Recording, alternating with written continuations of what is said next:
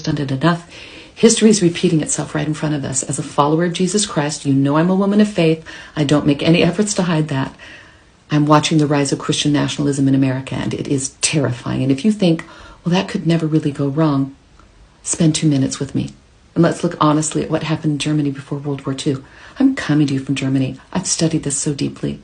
In the 1930s, many German Christians surrendered their faith wholesale to the rising power of Adolf Hitler, whom they eventually worshipped.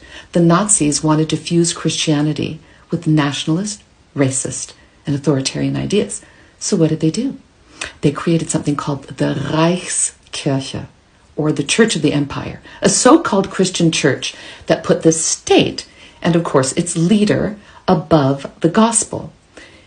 And the tragedy also was that many church leaders who were hungry for power and security, they embraced it wholesale. They twisted scripture to justify racism and anti-Semitism and violence.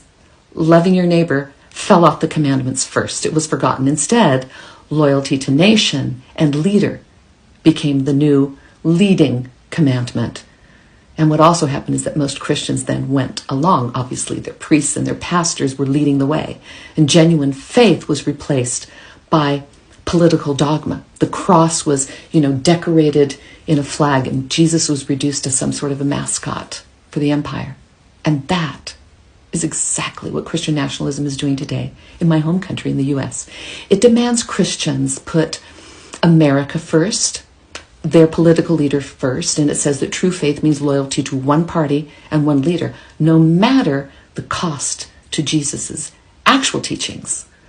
So we see Christian symbols that are used and Christian language that is used to push policies of exclusion and even violence.